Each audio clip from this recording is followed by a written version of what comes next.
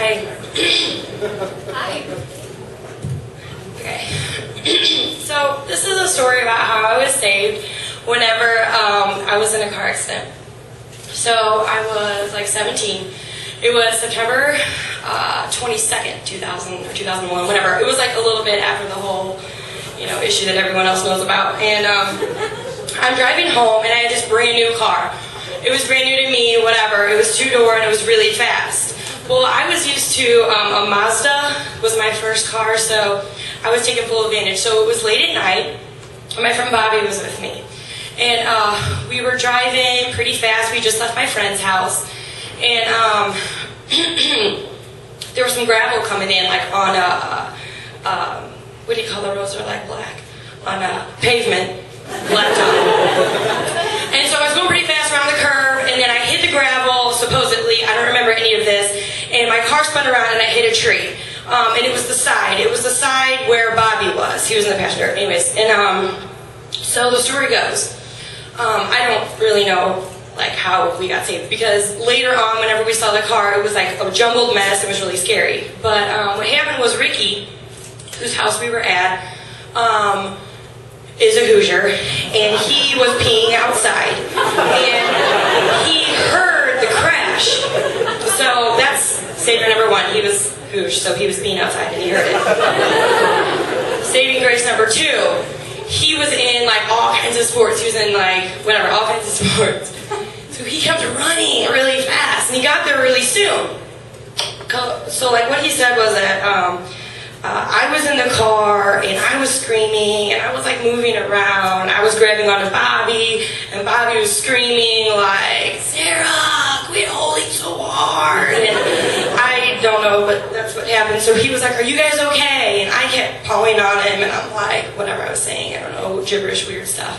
And like he couldn't just get us out of the car. I guess it was like literally like wrapped around the tree. So he was like, "Stay right here." So he goes and runs back up to his sisters lived like right next to him, was a whole family kind of a thing, whatever. Anyways, and so he's yelling like, "Hey, call 911!" And he so he like ran up the hill to tell them that. So they're calling 911, and then he ran back down to get us. Okay, so meanwhile, I'm doing something. I don't know what it is, but they're telling me that in the hospital, once I finally got to the hospital, my hair, and I had kind of long hair, I mean, I don't know, down to my shoulders at the time, was jam-packed with like debris, with like hay and sticks and leaves, like so bad that it took my aunt 2 hours to like get it all out. And I have really thin hair, so the fact that it took 2 hours is just crazy. So sometime in between when he ran up there and told his sisters to call the cops, and when he came back down, my hair was this matted thing, okay? And I was still in the car. I hear a lot of different stories. I'm not sure what's true. Was I wandering? Even if I was wandering, I would have had to like jam my head down in some kind of bramble bush and jam the things in my hair. I don't know. Okay, so that's mystery number one. There's two mysteries in this. I still don't know the answer to that. You're not going to get the answer. I don't know. Nobody knows. So one of the sisters calls my mom and my parents and says, "Sarah's been in an accident. She's on top of Bobby. Get here." So my mom's like pissed by this because she's like, they're dead. They're stacking the dead bodies up. Why are they doing it like that? Because she's my mom and she's freaking out. So they get down there. Meanwhile, a cop comes by. And the cop's not so much helpful as he is like accusatory. Is that a word? I'm making it a word. He's like, they've been drinking. I never drank it like at that time of my life. I was, 17 or 18. Whatever.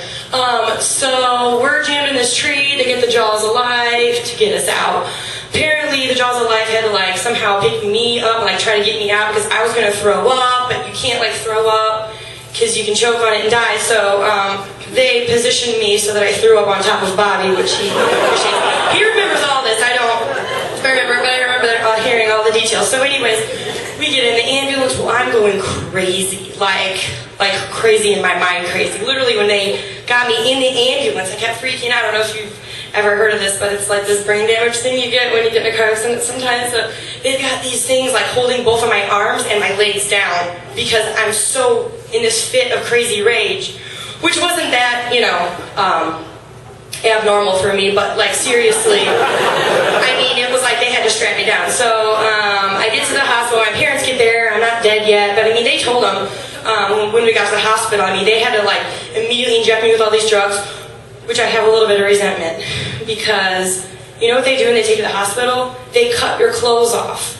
They cut my favorite undergarment off. They cut my pants off. I don't know if you girls know about the Limited, but at the time they used to sell jeans.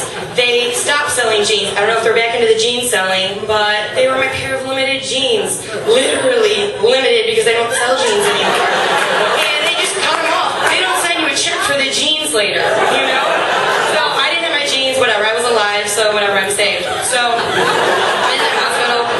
Bobby, meanwhile, gets away with like a staple or two in his head, which, that's a cool story. I had staples in my head. And then later he had like a scar that popped a piece of glass off. I swear to you, after the scar was like healed up. I'm not kidding, it came out of his head. It was weird. So I'm in the hospital for almost a week. It was like 6 days. And they put me through so many drugs. I don't remember most of it. I remembered, and my mom said this happened like every half an hour. The doctor would like do this light thing in my eyes and be like, who's the president? Where are you? Listen, okay, I'm not political. I know that sounds really shallow to some of you, but like, I don't know who the president is. Is it Bush? I don't know who it was at the time, so I'm already frustrated with the question. I'm like, ask me what color my eyes are, like what my mom's name is, you know? So they're asking me these questions, and they're poking on my feet, and I'm getting pissed. Well, they were doing the drugs because I guess I would get crazy a lot, you know? And so they had to do that till I was better. They told my parents I could be a vegetable, and like, it was really a crazy thing. My mom like wrote a little thing about it. It was really heartbreaking because she was like, well, I could lose my baby, but you know, I'm fine. So anyways, so I get out of the hospital, I'm fine. I actually went for a checkup about like a month later, and I used to get really, really mad. Like at nothing, like I'd be sitting there and I'd be like filled with this anger and I wanted to hurt somebody, and then I told the doctor that because he was like, how's everything?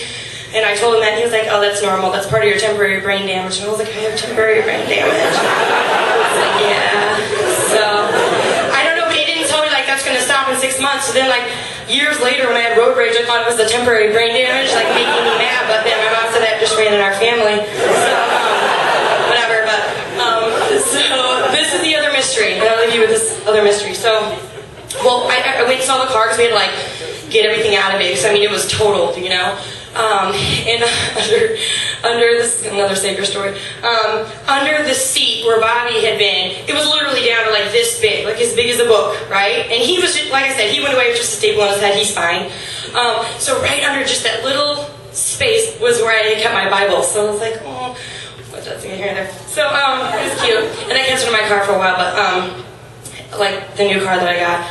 Anyway, so we went back to the site where I had my car accident, like kind of in the woods. Like I said, he was huge. It was kind of this whole situation, and like, because I wanted to see the tree that I hit. I'm not making this up.